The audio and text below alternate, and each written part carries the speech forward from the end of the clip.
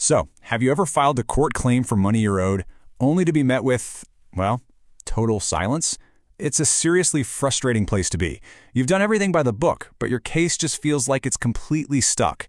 Well, today, we're going to change that. We're going to unlock the one tool you need to break that deadlock and finally secure your win. Right, so you did it. You started the claim, you paid the court fee, you sent out all the paperwork, and now crickets. You're just waiting. And that uncertainty, it can be incredibly stressful, can't it? Especially if you're running a small business, waiting on a big invoice, or you're just trying to get back what's rightfully yours. So, what on earth happens now? The answer, and really the key to getting out of this waiting game, is a document called Form N225. Now, I know what you're probably thinking. Oh, great, more paperwork. But listen, trust me on this one. This isn't just another form. This is your secret weapon. This is the tool that lets you take back control and push your claim across that finish line. Okay, so let's break down what this thing actually is. Form N225 is basically your official request to the court for what's called a final judgment. It's your way of going to the court and saying, hey, look, the other side has either completely ignored me or they've actually admitted they owe the money. Let's just wrap this up.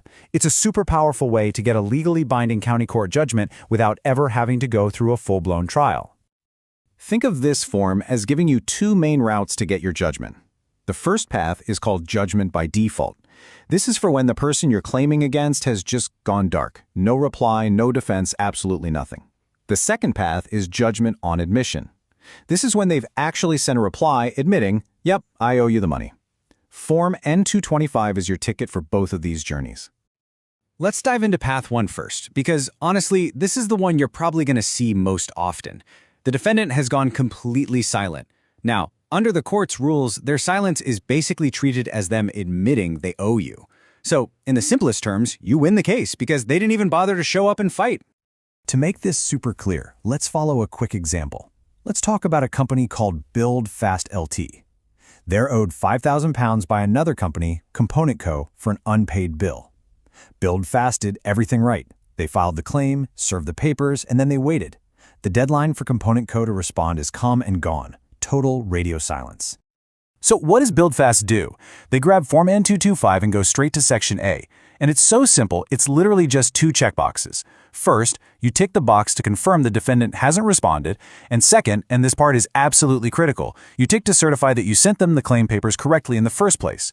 You're officially telling the court that they had every single chance to respond, they just chose not to. All right, let's switch gears to our second path. Now, this one's a bit different. In this scenario, the defendant has actually replied, and they've admitted they owe you the whole amount. Fantastic news, right? The argument about if they owe you is over. Now the big question becomes, how and when are they actually going to pay you? And this is where all the power shifts right back to you. The defendant might have sent back a payment plan with their admission. So now you've got a really important decision to make. Do you accept what they're offering, or do you push back? You are totally in the driver's seat here. The simplest choice, option one, is to just accept their proposal. If they've admitted the debt and they've offered a payment plan that you think is fair and reasonable, you just tick the box in Section B to accept it. The court then issues an order, makes it all official, and that's it. Job done. But what if they admit they owe you the money, but they kind of forget to say how they're going to pay it back? Well, that's option two, and it's actually a great spot to be in because it means you get to tell the court how you want to be paid. You can ask for the whole lot immediately, or you can suggest your own installment plan. Now for the real power move on this form. Option 3.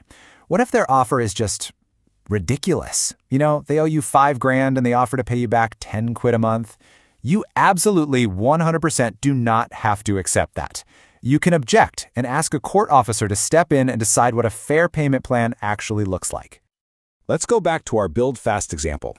Imagine Component Co. admits the £5,000 debt, but offers a measly £20 a month. Build Fast can write a simple, factual objection just like this. See how clear it is? It just points out the obvious, that it would take 21 years to pay off the debt, and states this is not a reasonable period of time. You don't need any fancy legal words, just the cold, hard facts.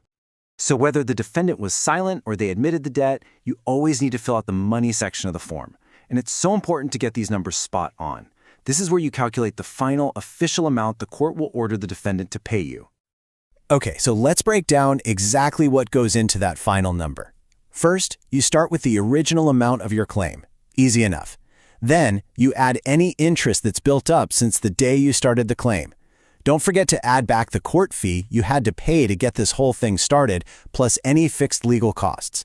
And finally, to be fair, you have to deduct any payments they might have made since you first issued the claim. Let's run the numbers for our Build Fast case, just to see it in action. We start with that £5,000 claim. We add on £7.67 in interest.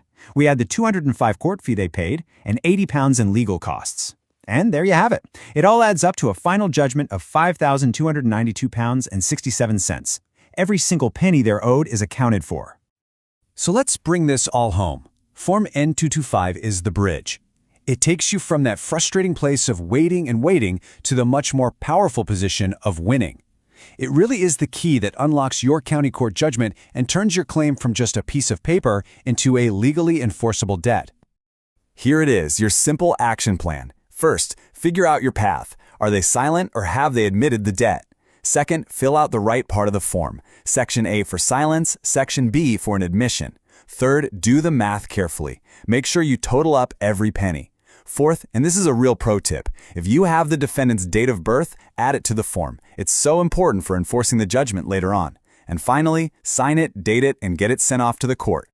And that's pretty much it. By following these steps, you've successfully used Form N225, and you've secured your judgment. You have officially won your case. But of course, getting the court to agree that you're owed money is one thing. Getting that money into your bank account, well, that's another thing entirely. And that leaves us with one last big question. Your judgment is secured, but are you ready for the next step? Are you ready for enforcement?